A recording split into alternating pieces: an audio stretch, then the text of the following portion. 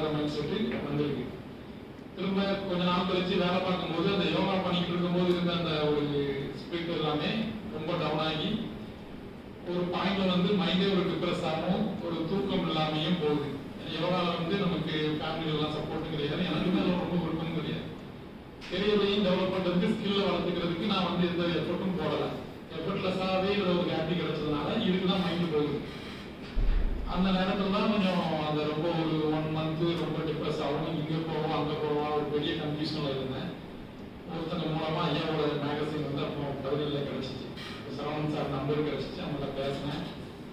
ரொம்ப அந்த நேரத்தில் எனக்கு வந்து நார்மலாக இருந்தாலே போதும், சாதனை செய்யணுங்கிற மைண்ட்லாம் போய் தூங்கினா போதும், ஒரு சின்ன வேலைக்கு போனால் போதும், அந்த ஸ்டேட்டில் இருந்தேன்.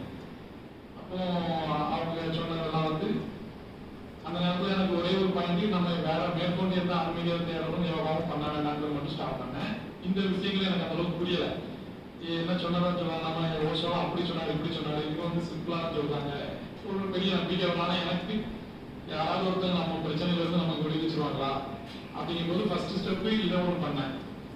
அதை பண்ணிட்டு நான் என்னோட நார்மல் வேலையை கொஞ்சம் பண்ண ஒரு 2-3 மாசத்துல எனக்கு கொஞ்சம் நார்மல் ஆயிட்டு.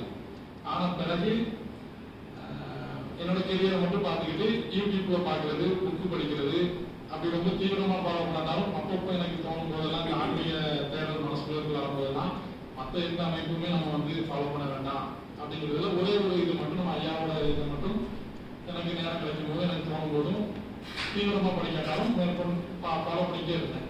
அப்புறம் என் கெரியர் நல்ல டெவலப் ஆகி ஓரளவுக்கு நான் நல்லா வந்துட்டு இருக்கிறோம். 2022, 2021 அந்த ஸ்டேஜ்ல கோவிட் நேரத்தில் அடிக்கடி பார்க்கில் ஒர்க் பண்ணிட்டு இருக்கேன். சும்மாவே அந்த குவாரண்டைன் டைம்லலாம் இருக்கும்போது யூடியூப்லாம் பார்க்கும்போது ஞானமூலமாக அதெல்லாம் பார்த்தேன், ஃபுல்லாக பார்த்தேன்.